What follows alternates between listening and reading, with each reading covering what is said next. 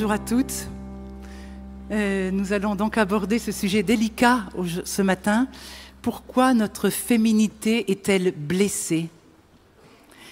Voilà, alors si nous voulons comprendre effectivement nos combats de femmes, il est nécessaire de donner à nouveau un coup de projecteur sur ce drame qui s'est vécu dans le Jardin d'Éden, dont nous parlions hier, où l'homme et la femme vivaient en harmonie, en intimité avec Dieu le Père. Et la suite du récit de la Genèse, au chapitre 3, vous pourrez retrouver ça, va nous montrer que devant cet amour offert, quand vous offrez un cadeau à quelqu'un, bien voilà, on attend la réponse. Est-ce que la personne va accueillir ce cadeau? Que va-t-elle faire de ce cadeau? Donc il fallait une réponse. Et l'homme avait la faculté de donner cette réponse libre, puisque nous avons été créés des êtres avec la liberté, une réponse confiante, une adhésion profonde à la parole que le Seigneur venait de donner et au désir de celui qui venait de montrer sa bienveillance en leur donnant la vie, en leur donnant la fécondité, etc. Voilà, alors cette réponse aimante était attendue, voilà, dans une confiance, une acceptation joyeuse de recevoir tout de Dieu dans le temps qui aurait été bon pour nous. Voilà, Dieu leur donnait, juste une limite à ne pas franchir. Tout est à vous, mais ne dévorez pas tout. Tout de suite. Voilà, c'était représenté symboliquement par le fruit défendu, le fruit. Sinon, vous allez vous donner un coup mortel. Alors, que s'est-il passé? Ève va être tentée par le diviseur, cette créature angélique bien réelle, qu'on appelle le diable, qui a une existence bien réelle, comme le montre Jésus dans toute sa prédication. Et le tentateur va s'approcher de la femme. Intéressant, cela confirme que la femme est plus sensible au niveau spirituel, et cela montre aussi que si on arrive à avoir la femme, l'homme va suivre. Alors Ève va écouter le tentateur, et pourtant elle perçoit très vite qu'il dit des mensonges. Elle dit ceci. Alors quand le Satan lui dit alors Dieu a dit, vous ne mangerez pas de tous les arbres du jardin. Elle rectifie quand même en disant non, il ne nous a pas dit cela. Il a dit, vous pouvez manger de tous les arbres, mais de l'arbre qui est au milieu du jardin, vous n'en mangerez pas. Voilà. Donc elle voit qu'il ment, mais elle continue le dialogue. Ah, les femmes, la curiosité. Voilà une mauvaise curiosité. C'est important de comprendre un peu tous ces points de faiblesse, que je vais mettre un petit peu un phare sur nos points de faiblesse, voilà, pour voir le travail qu'on a à faire aussi sur nous. Alors la femme s'est laissée convaincre de quoi? Elle s'est laissée convaincre que Dieu lui cachait quelque chose. Et que si elle voulait tirer le meilleur parti de sa vie, il fallait qu'elle prenne les choses en main. Vous voyez comme c'est un grand réalisme pour nous femmes, combien nous avons de la peine à nous laisser conduire, à lâcher prise. Il y a là pour nous un vrai chemin de conversion. Alors du coup, au lieu d'être un soutien pour Adam, qui était son rôle, et de l'inviter à la vie, parce que la femme est donneuse de vie, elle l'a invité à la mort. Alors on peut quand même regarder juste quelques instants Adam. Adam, de son côté, que fait-il? Il ne fait rien. Voilà, il est paralysé, il ne bouge pas, il opte pour la passivité. Une attitude que nous déplorons souvent chez les hommes que nous rencontrons, alors que nous aimerions bien être soutenus. Quand le proviseur de l'école, du lycée vous appelle pour vous dire c'est votre mari qui prend le téléphone, il faudrait que vous veniez, votre fils, il y a vraiment un problème. Je vous passe ma femme. Voilà. Alors, on déplore bien ce genre de choses. Alors, dommage qu'il ne joue pas son rôle de protection. Et il refuse de sauver Ève et de voler au secours de la belle, ce qui était sa mission. Alors, on regarde Ève encore. Ève ne prend même pas conseil auprès d'Adam. Elle veut se débrouiller toute seule pour répondre sans lui. Voilà, elle veut déjà être, le grand mot, indépendante. indépendante. Voilà un mot que réclament bien les féministes aujourd'hui, alors que Dieu seul est indépendant. Nous avons été créés dans la dépendance les uns des autres. Alors du coup, eh bien, elle répond toute seule et ça la met en danger. Voilà, à deux, on est plus fort contre le tentateur. Et voilà qu'elle va se mettre à douter de la parole de Dieu.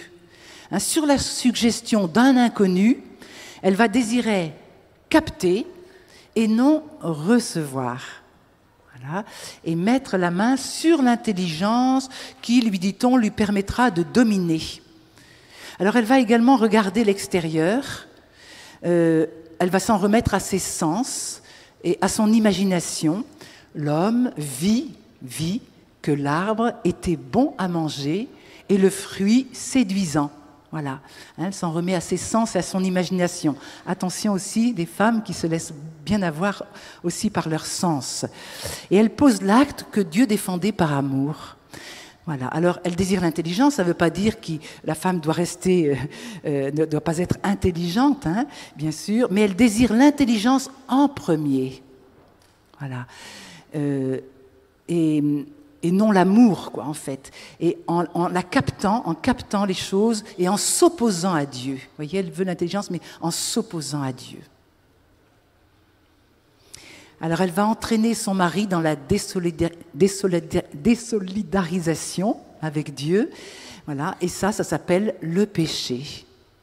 Et le péché du péché, c'est l'impatience. L'impatience. Elle a été impatiente. Dans l'Apocalypse, on parle déjà de ce fruit dont on parle dans la Genèse. Au vainqueur, je donnerai le fruit de l'arbre. C'est-à-dire que Dieu se réservait de nous donner ce fruit. Voyez, mais on l'a pris, on n'a pas consenti à être dans le temps de Dieu. Alors le miracle de la communion est brisé, et librement, ils vont choisir la dissemblance à la place de la ressemblance à laquelle nous étions appelés.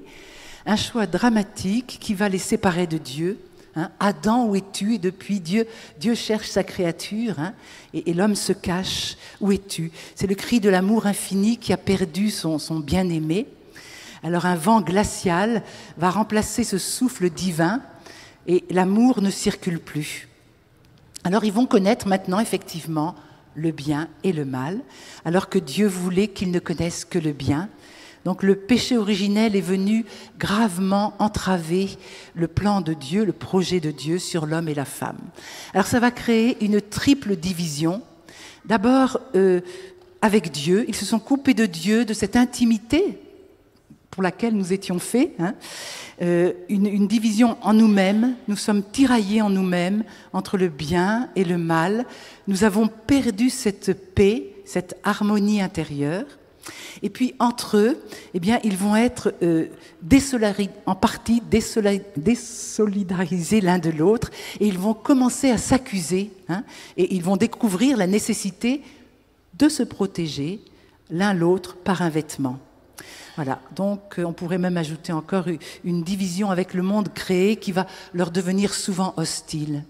Donc ils vont connaître la souffrance et la peine, et la mort va devenir un passage obligé. Vous voyez, il y a quand même un vrai drame qui s'est produit. Alors les conséquences de cette division, on va aller encore plus loin, parce que quand on est devant la vérité, vous savez, et qu'on se met devant la vérité, devant Dieu, eh bien tout est gagné, tout est réparable, on va le voir. Il y a toujours des séances de rattrapage. Alors les conséquences de cette division, pour la femme, eh bien Ève, déchue, refuse d'être fragile. Elle ne veut pas voir sa vulnérabilité. Elle va chercher à dominer, à contrôler. Voilà. Elle n'a plus confiance en Dieu, d'où la tentation de la séduction, et elle va rechercher la domination par la séduction. C'est-à-dire, elle va conduire à elle, les êtres qu'elle va rencontrer, elle va les conduire à elle, elle va s'idolâtrer, au lieu de les conduire aux autres et à Dieu. Vous voyez, elle était faite pour ça, pour être médiatrice, aide de Dieu, pour les hommes. Eh bien, elle va les conduire à elle. Elle va souffrir en conséquence de ça, elle va souffrir de solitude. il y a chez la femme quelque chose qui est beaucoup plus profond encore que chez l'homme, qui peut encore, dans le matérialisme, combler ce vide. Il y a un vide existentiel chez la femme, une solitude, et qu'on va chercher continuellement à combler, hein, et qui peut se transformer selon les circonstances, bien sûr, en angoisse très profonde. Et puis la femme va souffrir aussi de la domination masculine. Alors pour l'homme, en quelques mots aussi rapidement, la malédiction, il va connaître la futilité, la peur de l'échec, ça c'est important de savoir ça. Il va donner une fausse image de lui, va se construire une fausse identité. Hein. Où es-tu mon enfant? Dieu part à la recherche d'Adam et Dieu dit, j'ai eu peur parce que je suis nu et je me suis caché. Voilà, c'est ce sentiment de peur qui va le contraindre à se fabriquer une fausse personnalité. Vous voyez, l'autre versant de la blessure liée à la question que tout homme porte en lui, c'est celle-là. C'est par cette question d'ailleurs que va se transmettre l'identité masculine. Et c'est le père qui est censé répondre à cette question. Cette question, la voici, c'est celle-ci. Est-ce que j'ai tout ce qu'il faut pour être un homme ? Est-ce que j'ai tout ce qu'il faut pour être un homme? De là, l'angoisse, la peur. Hein. Je me suis caché derrière un masque, derrière un personnage qui disait « je peux me débrouiller tout seul, protège-toi, garde de la distance, laisse personne ne te connaître vraiment ». Vous voyez, difficulté pour les hommes de se livrer, de se montrer dans ce qu'ils sont profondément. Voilà, alors tout ça, vous voyez, a créé pour l'un et pour l'autre la peur de l'autre, de la différence. Peur de soi, peur de se livrer, peur de se donner. Et ça va donner des rivalités forcément, des dominations. Alors, nous voyons la marque de ces blessures originelles dans toutes les déviances aujourd'hui du féminisme radical de ces 50 dernières années qui nous influencent inconsciemment dans nos propres vies. Nous sommes toutes plus ou moins marquées par cela. Hein, depuis quelques dizaines d'années, c'est sûr qu'on a vu s'opérer une véritable mutation de notre société, hein, où la condition de la femme a considérablement changé.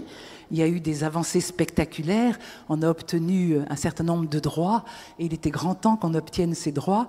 Hein, et ça, c'est grâce à des femmes qui ont pris la cause des femmes en main et qui ont accepté de se battre, de faire des manifestations qui, à l'époque, étaient très mal vues. Hein, c'était un manque de féminisme d'aller dans la rue et de protester. Donc, on leur doit beaucoup. Mais malheureusement, vous savez que tout ce féminisme nous a emportés bien plus loin. Et au-delà de ce respect, de cette considération que nous avons cherché à acquérir, des portes se sont ouvertes, bien sûr, dans beaucoup de domaines. La femme a pu donner sa pleine mesure, mais a-t-elle pour autant trouvé sa dignité et son bonheur? Si on regarde de plus près, il s'agit souvent d'une libération de l'agir. Elle est maîtresse de sa propre vie, je le disais un petit peu hier. Mais derrière cela, derrière cette façade de femme libérée, se cache un mal existentiel de vivre. Hein. La femme insécurisée et je dirais méconnue se durcit. Elle cherche à réussir, à être indépendante. Elle ne veut pas être le jouet de l'homme. Et les hommes, eux, sont malheureux dans leur couple. Ils ne trouvent plus leur place. Hein, sur leur place de protecteur, de berger dont je parlais hier. On peut dire que les hommes ont été déconstruits par le féminisme et ils ne savent plus se positionner devant des femmes qui rêvent d'être le clone de l'homme. Très compliqué aussi pour eux. Voilà, certaines femmes, c'est sûr, cherchent encore l'égalité absolue avec l'homme en voulant gommer les différences. Et voilà l'erreur. Hein, la différence des sexes est vue comme une inégalité. Hein, la différence sexuelle sur laquelle ont été bâties la civilisation, pour elle, n'est que fiction, que sable mouvant. Et c'est dans cette lutte contre le masculin que la femme risque de perdre sa féminité. Alors, ce qui est quand même un peu étonnant, c'est que ce féminisme radical s'est construit contre l'homme, tout en le prenant comme modèle. Vous voyez, alors il y a quand même une ambiguïté. Hein. Et alors aujourd'hui, parler de complémentarité, je le disais hier, c'est devenu discriminatoire et contraire à l'éthique. Voilà. Donc cette vocation de l'homme est attaquée, de la femme est attaquée frontalement, et il y a un réajustement, un positionnement nouveau à chercher pour retrouver l'identité profonde de l'homme et de la femme.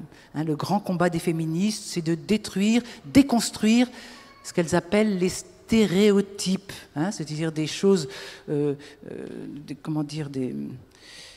des choses qui ont été acquises depuis des années, qui font partie de ce que nous avons reçu par la tradition, par l'Église aussi, voilà. Et tout ça, c'est un système patriarcal, archaïque, religieux, qui maintient la femme comme un être inférieur, comme une victime, et qui empêche son autonomisation.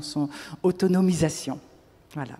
Et un autre stéréotype à déconstruire, donc il y a la femme épouse et mère, et ce qu'ils appellent l'hétéronormativité, c'est des grands mots, il a fallu les inventer.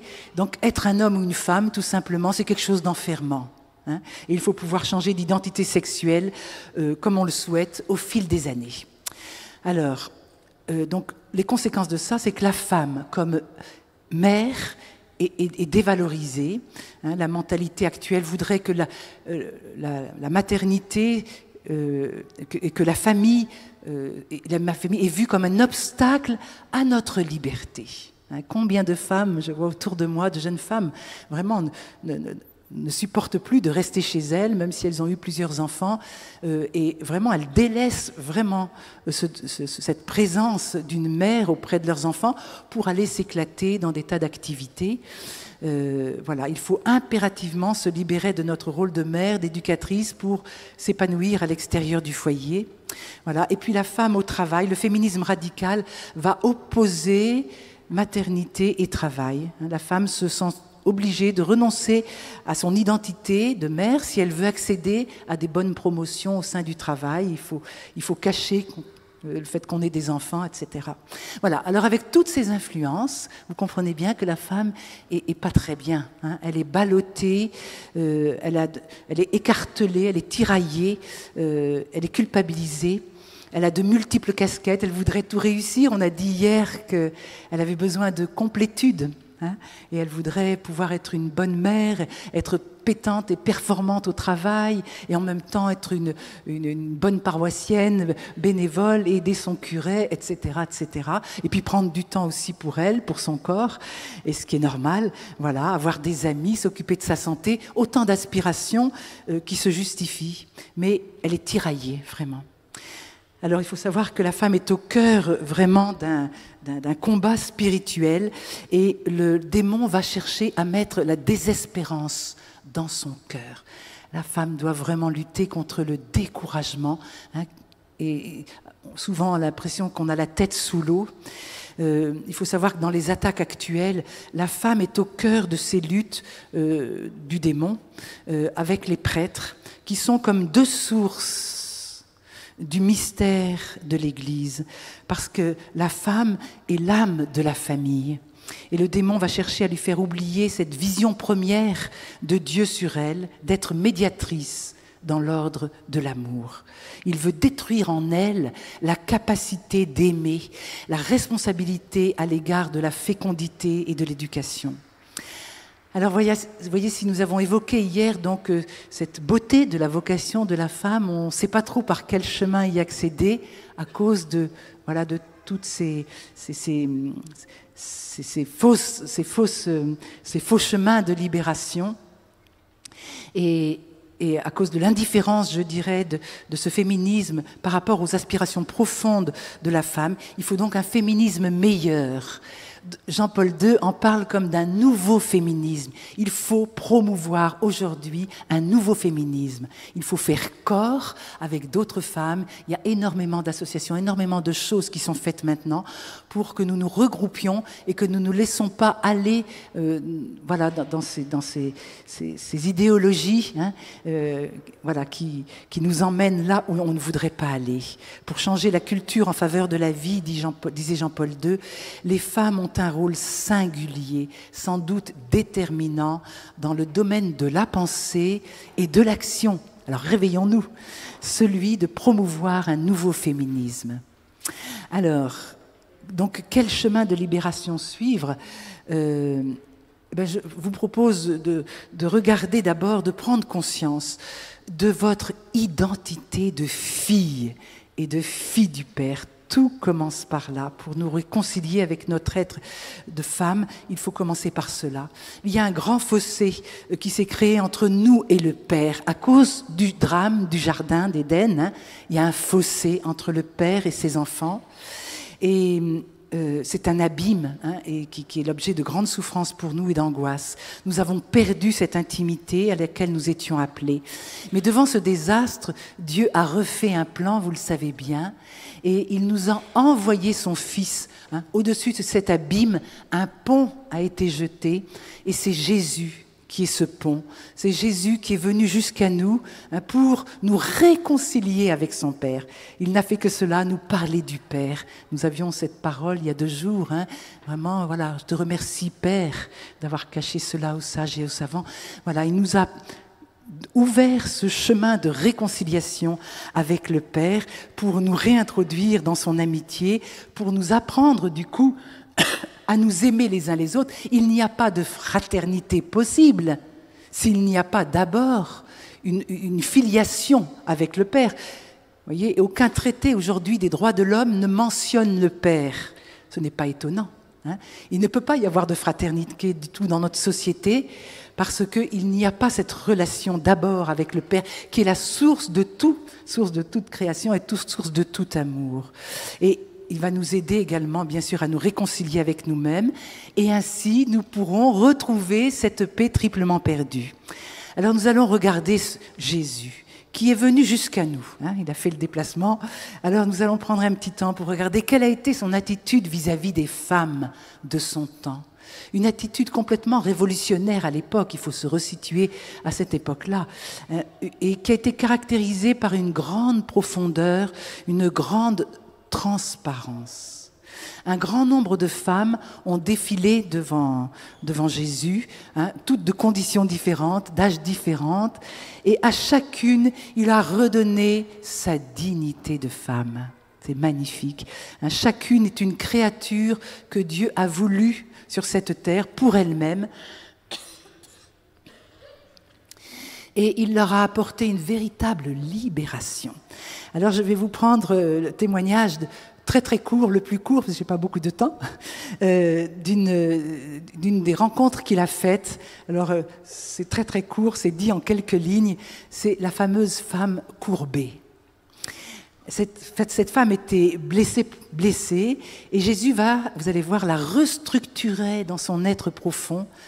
Et puis ce n'est pas en lui permettant de faire que Jésus libère cette femme, voyez, mais c'est en lui donnant d'être selon le projet du cœur de Dieu.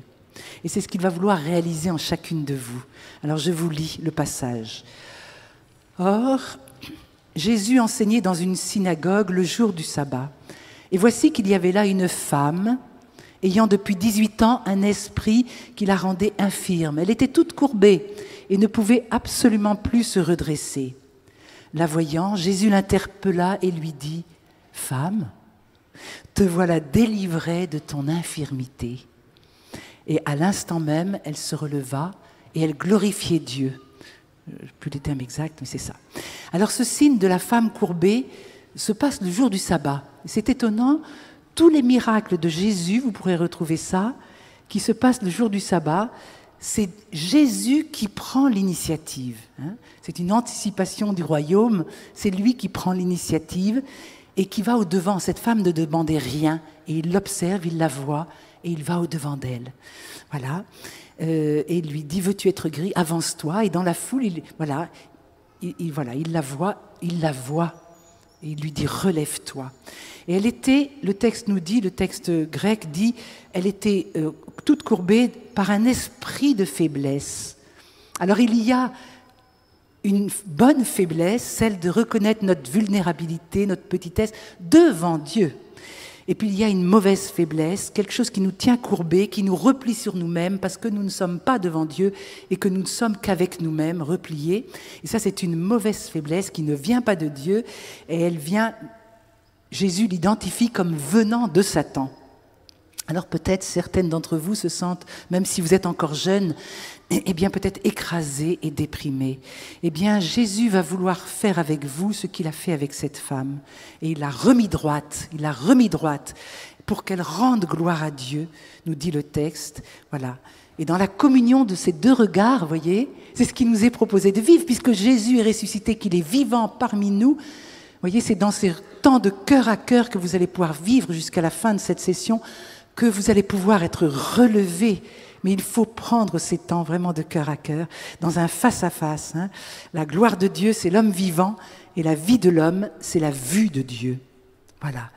Là, nous communions, là, nous faisons vivre, là, nous vivons. Je vous donne un autre témoignage d'une femme qui est venue à une de ces retraites femmes que nous proposons à Paray-le-Monial et dans différents endroits. Je vous y invite volontiers. Et c'est une femme qui est venue faire la retraite. C'est la première fois qu'elle faisait une retraite. Et voilà ce qu'elle dit. Elle m'a écrit après. Je suis arrivée à Paray-le-Monial le vendredi, confiante et heureuse. C'était ma première vraie retraite. Je venais avec une addiction alimentaire que j'avais installée depuis mon enfance et un corps souffrant de tous ces kilos et de cette dépendance terrible dont j'avais pris conscience vraiment depuis quelques mois et que je ne pouvais réussir à combattre par mes pauvres moyens. Lorsque j'ai ouvert mon Nouveau Testament de façon charismatique, le samedi après-midi, je suis tombée sur ce texte que j'avais commenté le matin moi-même. Au fond de moi-même, j'ai su immédiatement que le Seigneur allait m'accorder une guérison. Je ne savais pas laquelle, mais j'étais persuadée de cette guérison. Vous savez, on se traîne beaucoup de casseroles et on ne sait pas trop ce que le Seigneur peut faire. Et le dimanche, j'ai pu aller à l'écoute et je suis allée surtout confier mes demandes à des femmes qui ont prié pour elles. Quelques minutes de sincérité et d'abandon entre les mains de ces priantes qui m'ont accueillie avec simplicité et encore en plus avec attention et foi. Je me souviens que j'ai pleuré en demandant de pouvoir cesser de manger des saletés et de me nourrir uniquement du Seigneur. Elle m'a dit ensuite, ne te préoccupe plus de rien, c'est accordé. Vous voyez la foi de ceux qui portent le malade, c'est extraordinaire. Et pourtant, bien d'autres joies, alors je m'en suis plus préoccupée, pourtant bien d'autres joies m'attendaient. Dès lundi matin, j'ai constaté que je ne pensais plus à la nourriture et que mon état intérieur physique n'était plus le même. J'étais, entre guillemets, normale. Heureuse de me mettre à table, plus aucun besoin de me resservir, etc. Je crois que ceux qui n'ont pas vécu ce genre de possession ne peuvent se rendre compte du soulagement, de la délivrance que ça représente. Je savais que j'étais guérie et je n'en étais même pas surprise, malgré le fait que c'était totalement incroyable. J'étais possédée par un esprit mauvais qui me rendait infirme depuis plus de 40 ans. Et Jésus m'a guérie à l'instant même, et j'en rends grâce à Dieu. Je remercie le ciel pour votre intercession, votre fraternité qui a permis cette délivrance. Grâce à vous, par vos soins, j'ai pu pour la première fois faire un vrai carême, facilement et avec du sens. Et au cours de l'année, j'ai pris conscience d'une foi grandissante de bien d'autres choses. Soif de silence, de pureté, d'aimer plus et mieux, et de me donner, et plus encore. Je ne sais où il m'emmène, mais aimer est un tel besoin, un tel bonheur, que je ne pourrais dire autre chose que oui. Voilà. Alors, le Seigneur veut vraiment faire de chacune de vous ce qu'il a fait pour cette femme, que vous deveniez des témoins qu'il relève, chacune avec vos blessures, là où vous souffrez, là où vous avez mal, là où vous avez besoin d'être consolés, pour faire de vous des témoins qui vont révéler la miséricorde du Seigneur. Un petit mot sur l'importance de la relation au Père. Notre développement émotionnel est profondément marqué par la relation que nous avons eue avec notre Père de la terre d'abord, puis notre Père du ciel. Une bonne relation au Père va engendrer une bonne intégration dans la société. C'est le Père qui va nous aider à entrer dans la vie et à trouver notre place dans la société, une intégration harmonieuse, je dirais, dans la société, et puis une confiance en soi. Or, je vous disais tout à l'heure, le mal fondamental de la civilisation occidentale, c'est le rejet du Père. je passe, ça engendrait une jeunesse immature. C'est pour ça que nous avons beaucoup d'hommes et de femmes aujourd'hui qui sont très immatures.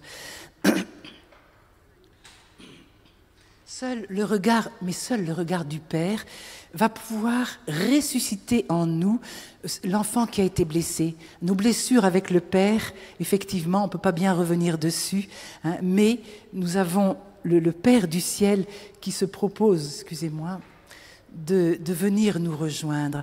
Je voudrais vous donner un témoignage. Voilà, merci.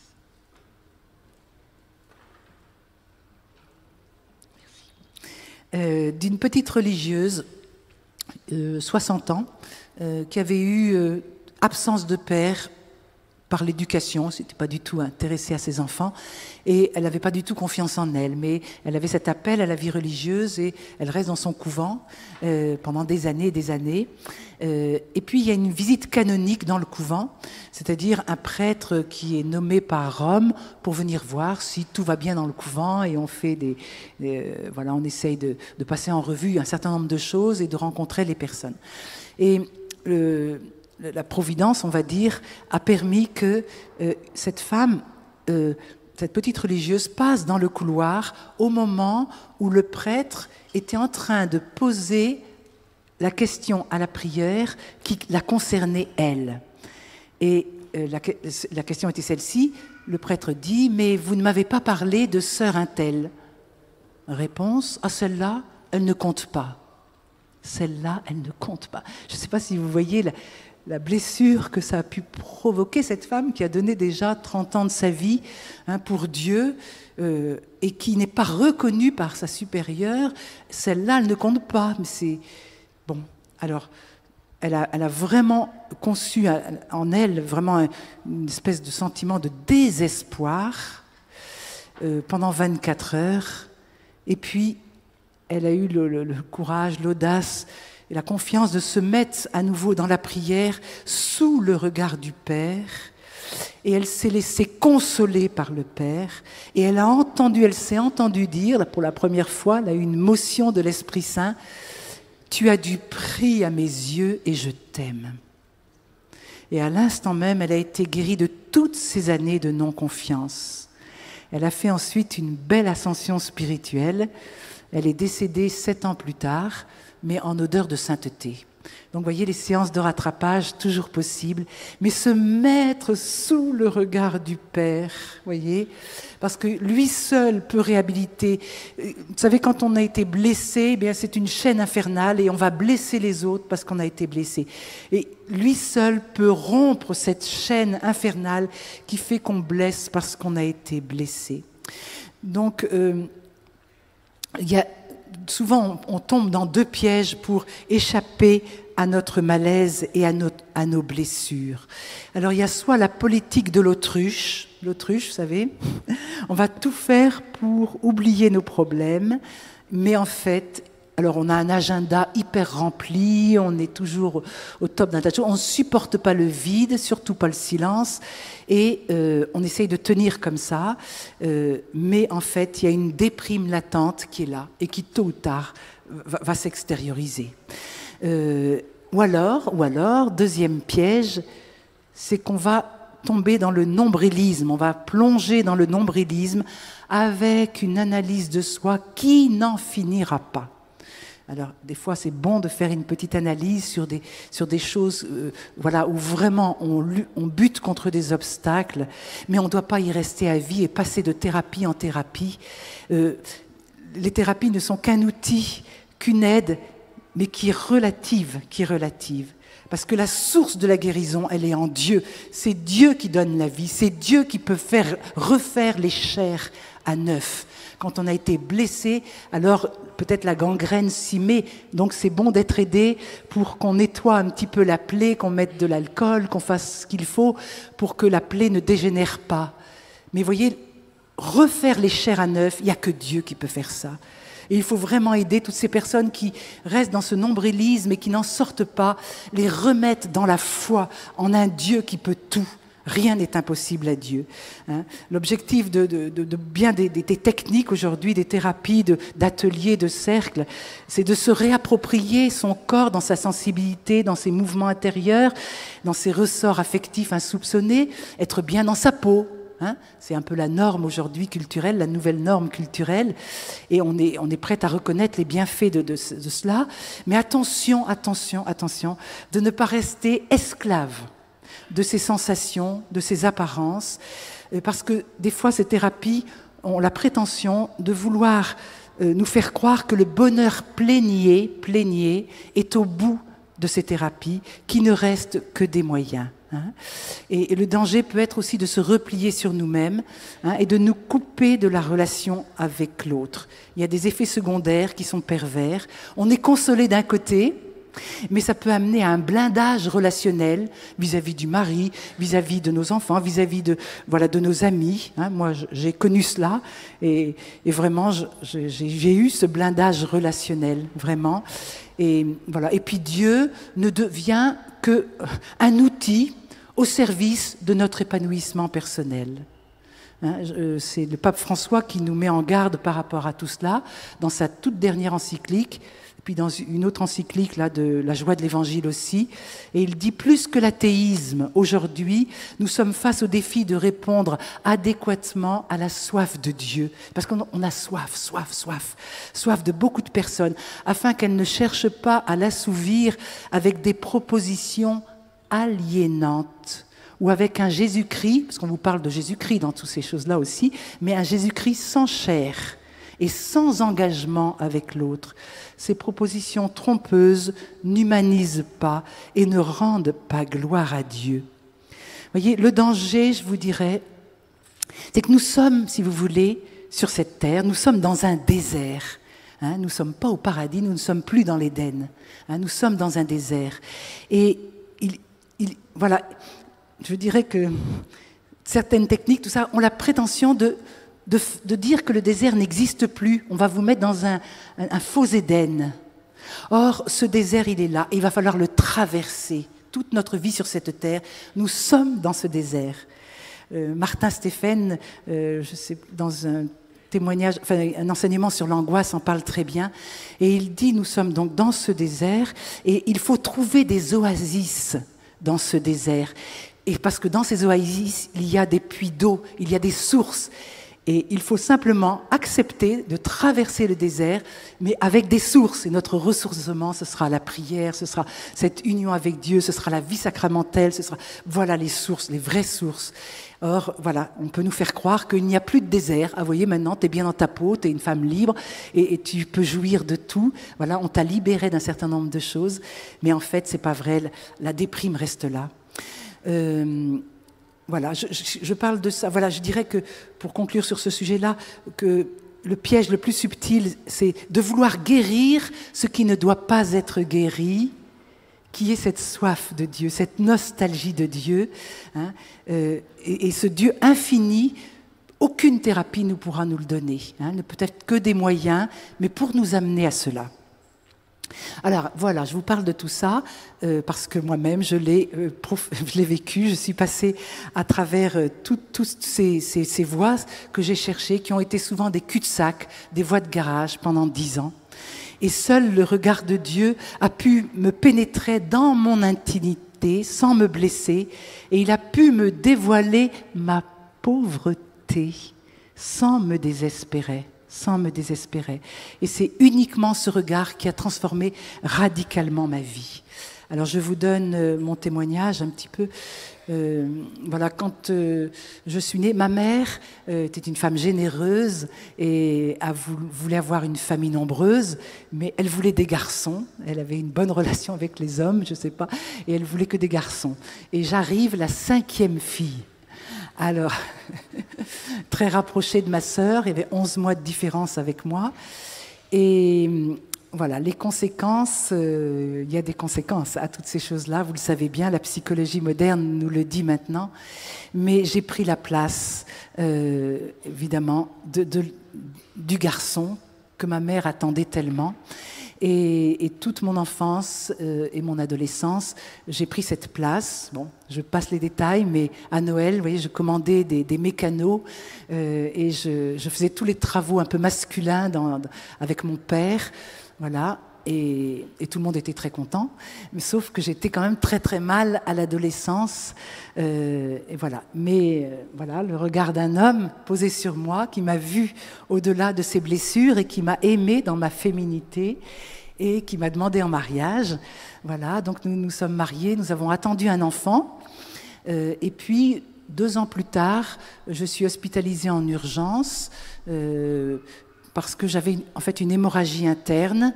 Et le médecin, quand il m'examine, me dit « Madame, j'aime autant vous prévenir de suite, vous ne pourrez plus avoir d'enfant. » Alors ça a été un coup de poignard pour moi. Je m'y attendais pas du tout, du tout. Et j'ai été opérée et on m'a en fait opérée d'une grossesse extra-utérine, mais qu'on ne pouvait pas voir à l'époque parce qu'il y avait cette hémorragie interne, etc. Et voilà. Et après l'opération, après des semaines de convalescence, voilà, mon cycle n'est jamais revenu. Voilà, ça a duré des années et des années. Et pendant ces années, eh bien, j'ai cherché le bonheur tous azimuts. Quand vous avez une blessure comme celle-là, hein, pour une femme, c'est une vraie blessure, j'ai cherché le bonheur tous azimuts et je n'ai pas hésité à mettre de l'argent, faire des kilomètres pour trouver des tas de solutions à mon problème. Voilà, jusqu'au moment, je vais réduire un petit peu le témoignage, mais jusqu'au moment où je suis arrivée à Paray-le-Monial, où on m'avait invitée à venir. Je me suis dit, oh, j'ai tellement fait de choses, j'ai été dans des endroits où je risquais de perdre mon âme, j'ai pris des risques fous. Là, c'est dans mes traditions, c'est l'Église catholique en plus. Alors j'y vais, et je viens à cette session. Et à la fin de la session, je suis un petit peu triste parce que je me dis c'est rien passé de profond. Je sentais que la vérité se vivait dans cette session, que ce que je cherchais depuis des années, c'était là. Mais je ne savais pas comment rejoindre, voyez, ces gens qui me paraissaient être à des années-lumière de ce que j'étais, et je ne voyais pas comment combler ce fameux fossé. Voilà. Et alors, on donne à la dernière veillée, juste avant. On partait le lendemain, il n'y avait plus qu'une Eucharistie. À la dernière veillée, on donne des témoignages de guérison. Et moi, j'entends tout ça, et là, je suis jalouse. Et je me dis, je comprends. Dieu, il s'intéresse à cette femme parce qu'elle est veuve. Je sais qu'il aime bien les veuves. Celui-ci, il est orphelin. Il aime bien les orphelins. Mais toi, qu'est-ce que tu as pour attirer Dieu? Et je ne voyais vraiment pas. Je dis, je ne dois pas être dans son champ de vision, là. Je ne dois pas être intéressante pour lui. Et c'est souvent ce qu'on se dit, vous savez. Hein, tant qu'on n'a pas une connaissance intime de lui, on pense qu'on ne l'intéresse pas.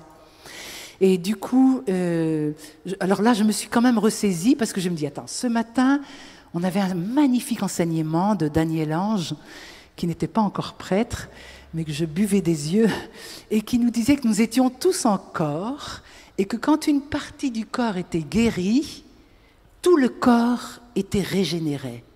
Et là, je vibrais, et je disais, mais c'est magnifique ce qu'il dit. Moi, j'étais tellement nombriliste que c'était nouveau comme notion pour moi d'être en corps, de nous voir dans cette église comme tous en corps.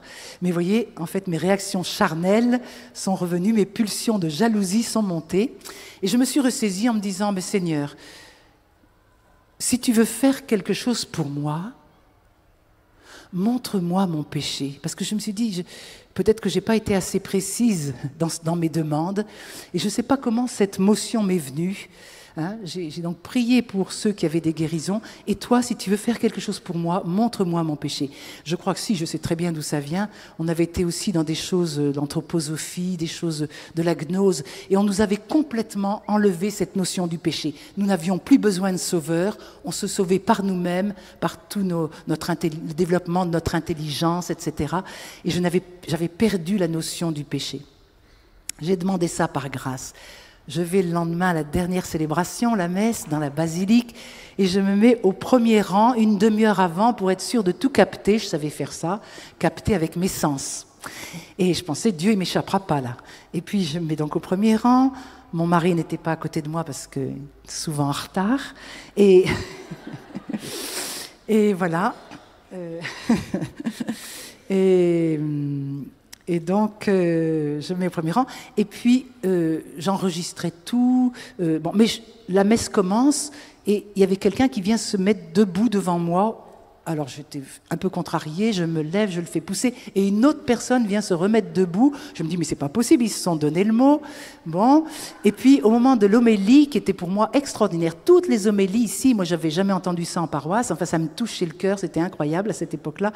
Vraiment, on était un peu dans un désert, des fois dans nos paroisses. Et là, vraiment, c'était une oasis.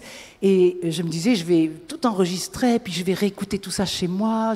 Voilà. Et puis là, j'entends un petit clac, et dans mon sac, je vois mon magnétophone s'était arrêté, et plus de cassettes vierges, elles étaient toutes occupées, j'étais contrariée un maximum.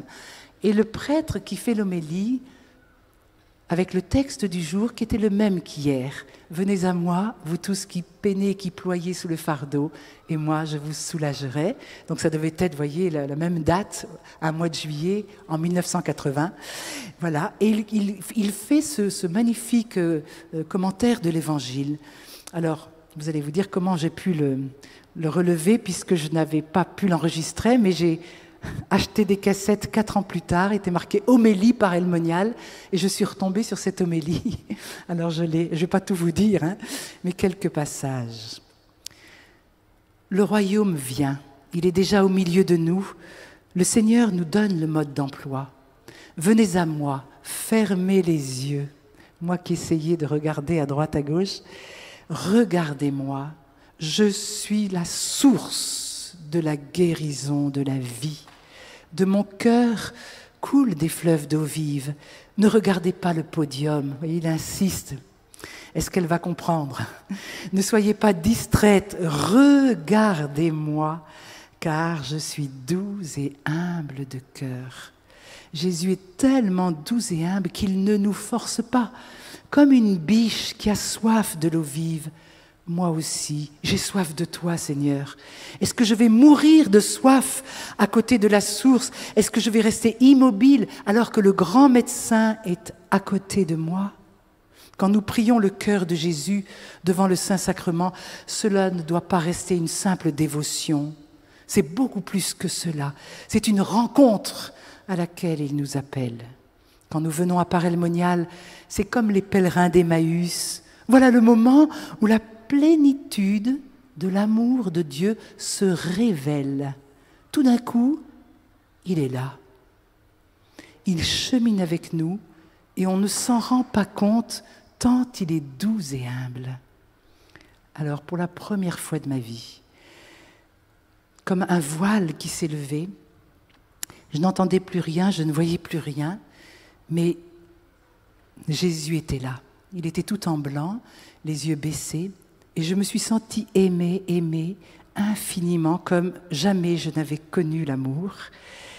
Et je voyais cette présence qui était toute d'humilité, et je me sentais totalement libre par rapport à cette vision qui m'était donnée. Et à l'instant même, j'ai vu mon péché. J'avais demandé au Seigneur de me montrer mon péché. Il m'a montré son visage et j'ai tout compris en un instant, que je n'étais rien. J'ai vu tout mon péché en un éclair, mais que j'étais aimée infiniment au-delà de mon péché. Et c'était comme un troc, tu me donnes ton péché, je prends tout et tu te laisses aimer. Voilà, j'ai pleuré toutes les larmes de mon corps, et puis, mais c'était des larmes de joie, des larmes de purification, et quand je suis arrivée à la communion, je pleurais toujours, et on a donné cette parole, hein, on a expliqué une parole de connaissance, d'une action que Dieu est en train de faire dans l'Assemblée, et cette parole était celle-ci: il y a parmi nous une maman stérile depuis 10 ans, le Seigneur est en train de la guérir, et elle reviendra l'an prochain avec son enfant. Donc il fallait faire vite.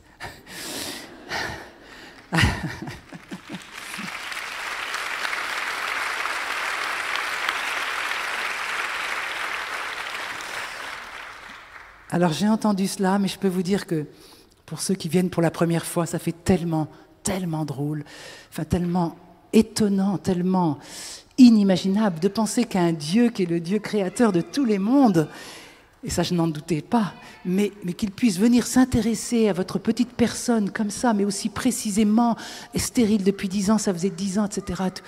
Non, mais c'est... je me suis dit, vous voyez, manque de foi, mais j'ai dit, oh, il n'y a plus d'une femme stérile dans cette assemblée. Voilà. Et puis, j'ai laissé ça de côté, parce que pour moi, la grande guérison, c'était de me savoir aimer au-delà de mon péché. Jésus m'aimait. Et quand je suis sortie de la basilique, j'ai cherché mon mari, et on est allés tous les deux dans le parc des Chapelains, que vous connaissez. Et là, je me suis mis à genoux devant lui et je lui dis, écoute, je n'ai qu'une chose à te dire pour ce que je viens de vivre, Yves. Il n'est que miséricorde, que miséricorde, que... Je n'avais pas d'autre mot. Un mot que je n'employais jamais dans mon vocabulaire. Depuis quelques années, on parle de la miséricorde, grâce à cette grande année de la miséricorde. Mais moi, à l'époque, je n'employais jamais ce mot dans mon vocabulaire. Et je n'avais pas d'autre mot. Il n'est que miséricorde, que miséricorde. Et j'ai cherché à retrouver donc ce visage que j'avais vu à travers des icônes. Voilà, j'avais besoin de retrouver des choses qui ressemblaient à ce visage. Et 4 ans plus tard, on m'offre un livre de Sœur Faustine, le Christ miséricordieux. Et quand je tombe à la 40e page sur le tableau qui avait été fait par un des peintres, il y en a eu plusieurs peintres qui ont fait ces tableaux de la miséricorde, j'ai dit c'était lui, c'était ça. Voilà. Et donc, voilà. Alors, il faut vous dire quand même, la bonne nouvelle, c'est que 8 jours après être revenu de Paray-le-Monial, eh bien, nous avons attendu d'une de nos unions, pas de l'Esprit Saint, là, mais de nos unions, un enfant qui s'est appelé Samuel. Et l'année d'après, nous revenions donc à Paray-le-Monial et on nous a demandé de témoigner, c'était mon premier témoignage, de la tendresse et de la miséricorde de Dieu. Rien n'est impossible à Dieu, rien n'est impossible à Dieu. Alors, quels ont été les changements opérés dans ma vie? C'est ça qui est intéressant. Alors, j'ai vraiment compris que Dieu me laissait libre déjà. J'ai tellement goûté cette liberté qu'il me laissait. Jamais Dieu ne vous fera des pressions pour vous voyez, s'imposer à vous comme un gourou, vous capter. Il sera toujours d'une extrême discrétion. C'est un amant, il est amoureux de chacune de vos âmes, mais c'est un amant discret, qui est caché derrière le treillis et qui attendra simplement votre bon vouloir et que vous lui disiez oui. Il ne fera jamais rien sans votre accord. Première chose. Ensuite, donc, j'ai su que j'étais aimée et je l'ai goûté de manière infinie. Cet amour à laquelle nous sommes appelés, lui est le détenteur de cet amour et lui seul peut combler cette soif d'infini que nous avons. J'ai compris aussi que ma personnalité faisait trop de bruit.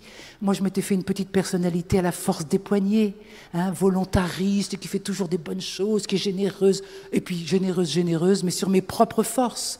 Et une générosité toute belle qu'elle soit, si elle est sur vos propres forces, un jour ou l'autre, ça va chuter. Et j'ai fait une dépression. Juste avant Paray-le-Monial, j'ai fait une dépression. Parce que tout acte de générosité doit prendre sa source quelque part. Et si vous ne vous ressourcez pas, eh bien votre don va forcément être limité et va vous faire chuter dans l'angoisse, à un moment ou à un autre. Donc toujours se dire, oui, je veux me donner, parce que c'est l'essence de la vie du chrétien et de la femme surtout, de se donner, de se donner. C'est là qu'elle va trouver sa joie, mais jamais sans avoir un ressourcement en Dieu. Ensuite, c'est ça. Je vous disais, j'avais forgé ma personnalité sur ma générosité humaine, mais j'ai vu que c'était qu'une façon d'être considérée et que ce que je cherchais, c'est à être aimé et reconnu des autres. Voilà. Alors je donnais l'image d'une femme dynamique, etc. Voilà. Mais c'était une image que je donnais de moi pour être considérée et aimée. Mais quand vous vous mettez après sur le regard de Dieu, et que c'est lui qui vous donne cet amour, vous n'êtes plus dépendante du regard des autres. Voyez, il faut arrêter de vivre sous cette dépendance du regard des autres. Un autre fruit, ça a été l'amour de mon devoir d'État. Avec les blessures que j'avais, toutes les tâches féminines, je les détestais. Et j'essayais de me débrouiller pour échapper à ces tâches féminines. Par contre, j'aimais bien la construction, puisque j'avais été habituée enfant avec mon père, avec mon époux. Hein, j'ai fait du béton, enfin plein de choses. Et voilà. Mais les tâches féminines, je détestais ça. Et tout doucement, j'ai vu que ce devoir d'État, c'était le lieu où j'allais pouvoir vivre dans la communion avec Dieu, que ma sainteté allait se faire dans des choses tout à fait ordinaires de la vie. Avant, je faisais toujours des grandes choses spectaculaires et il n'y avait plus besoin de ça. Je pouvais vivre une vie ordinaire, mais l'important, c'était que je sois dans cette communion d'amour, d'intimité retrouvée avec le Père et que là, je trouverais la paix intérieure. Et vraiment, alors ça ne se fait pas du jour au lendemain comme ça, hein, en un éclair. C'est un chemin, mais le chemin est ouvert, donc on n'est plus du tout dans la désespérance et dans l'angoisse. On sort de ce chemin d'angoisse. Et la guérison... Toutes mes blessures de féminité, le Seigneur m'a guérie au fil des années. Et la guérison étant, non pas le passé tel qu'il a... la guérison étant dans l'acceptation, voyez, de tout notre passé. On ne peut rien faire sur ce passé, si ce n'est d'accepter que Jésus y a été présent et qui peut s'en servir aujourd'hui pour faire un tremplin, pour nous faire porter du fruit justement là où on a été blessé. Hein. Pourquoi il m'a été demandé, là, il y a 17 ans, de prêcher des retraites aux femmes. J'étais la première étonnée. Non, je ne suis pas adaptée pour ça. Eh bien, le Seigneur va se servir de vos blessures, voyez, pour que vous puissiez justement rayonner à travers ces blessures où lui-même est passé. Je sais, ça va. Alors, je vous donne une méthode infaillible pour maintenant, dans tous ces temps d'adoration qui vont suivre, vous préparez pour ce soir aussi, je ne sais pas trop le programme, mais voyez, pour faire intervenir cette miséricorde dans vos propres vies. Vous reconnaissez d'abord, c'est vraiment très thérésien ce que je vous dis, mais reconnaître d'abord votre impuissance à résoudre tel ou tel problème, hein, avec vos forces humaines. Donc, vous nommez, vous reconnaissez ces souffrances. Hein, c'est peut-être une souffrance de rejet de moi-même, je me déteste, ou je rejette les autres, je ne peux plus supporter ma belle-mère, ou mes enfants, etc. C'est peut-être des mauvaises habitudes que j'ai prises aussi, dont j'arrive pas à me débarrasser. C'est peut-être une souffrance de solitude pour les célibataires, hein, un célibat trop lourd à supporter aujourd'hui. C'est peut-être une souffrance d'angoisse par rapport à des choses, des peurs qui me tenaillent, hein, peur du chômage, de l'avenir, peur de mes enfants, de ce qui va se passer, mes enfants qui ont pris des chemins de déviance, hein, d'autodestruction, des angoisses très profondes pour des mamans. Ça peut être une souffrance de trahison. Hein, quelle compassion nous devons avoir pour toutes celles qui vivent un échec dans la relation conjugale, hein, un divorce qui n'a pas été souhaité, qui n'a jamais été souhaité, hein, et donc une souffrance de trahison qui va se rajouter à la séparation, à la solitude, des souffrances d'abandon aussi, de la séparation d'un être cher quand il y a un veuvage qui arrive là aussi, hein, et puis souffrance aussi d'impuissance peut-être, vous voyez, quand on a une maladie qui débarque, et bien d'un seul coup on perd tous nos points de repère. Et là aussi, c'est une belle épreuve qu'il va falloir traverser. Eh bien, regardons avec humilité notre misère, notre incapacité face à ce problème et nos réactions négatives, possessives, agressives, vous voyez, découragement. Et on va les présenter humblement au Seigneur. On va se laisser consoler par lui et on va poser un acte de foi qui va faire craquer le bon Dieu. Hein. Le Seigneur, il est que miséricorde et il a un cœur de mère pour chacun de vous. Hein. Vous savez que c'est dans l'étymologie du mot lui-même. Hein. Il a une matrice, il a un cœur de mère, il a un utérus, il a des réactions d'une maman vis-à-vis de son enfant. Une mère pourrait-elle oublier son petit? Moi, je ne t'oublierai pas. Et vous mettre ensuite, après cet acte de foi, qui va vous faire toucher Dieu et craquer Dieu, eh bien, vous allez vous mettre dans une attitude de disponibilité, d'ouverture, pas seulement aujourd'hui, mais dans les jours qui vont suivre cette session. Restez ouverte. Dieu va agir avec une science ajustée à chacune de vous dans vos états de vie, mais ne repliez pas tout de suite les mains et ne reprenez pas votre vie en main comme, voilà, notre tendance féminine nous y pousse. Restez ouverte à la créativité de Dieu. Qu'est-ce que Dieu va créer? Moi, je ne vis que de ça maintenant. Les angoisses, elles continuent de venir parce qu'on est toujours surpris par les événements. Et il y a tous les 8 jours, tous les 15 jours, il y a quelque chose qui vous arrive et à nouveau, vous vous dites, ça y est, et vous êtes découragé et vous vous dites, non, pas ça, pas encore, pas à nouveau. Et votre acte de foi, rien n'est impossible à Dieu, fait que, des fois en quelques heures, des fois 48 heures, les choses prennent une autre tournure et le Seigneur nous donne en tous les cas toujours sa présence pour vivre l'événement. Et tout est gagné. Donc, s'il s'agit aussi juste d'un pardon, je vous en supplie, un pardon n'est pas possible souvent humainement.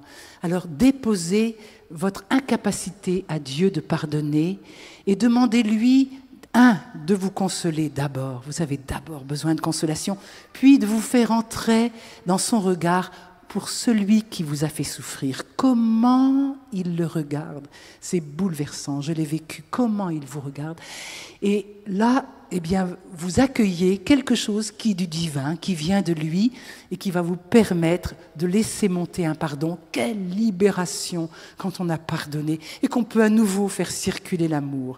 Alors maintenant, laissez-le vous prendre par la main, vous accompagner dans ce processus de restauration et de libération. Le cœur d'Ève a fait fausse route, le mien aussi, le vôtre aussi peut-être, par le refus de faire confiance à Dieu et la volonté de trouver le bonheur par nous-mêmes. Et voilà pourquoi nos plans ont été contrecarrés, de vouloir se sauver nous-mêmes, cette tendance d'être aux commandes de sa vie. Il nous faut donc abandonner l'effort de se sauver soi-même. Une seule chose vous est demandée, c'est un oui, comme la Vierge Marie l'a donné, un oui sans réserve, que tout se passe pour moi selon ta parole. Invitez-le à entrer. Jésus vous dit, je suis à la porte. Ne cherchez pas à sauver les apparences. Si vous devez pleurer, il accueillera vos pleurs, vraiment, et il vous consolera. Voilà. Et laissons-le faire son travail de sauveur dans toutes les situations douloureuses. Voilà, viens Seigneur Jésus, viens manifester ton immense miséricorde qui ne demande qu'à se répandre dans chacun des cœurs qui sont là. Viens Seigneur, viens guérir ces cœurs, viens les consoler, viens les restaurer pour faire de tous ces cœurs des témoins qui vont rayonner ton amour ensuite pour le monde. Amen.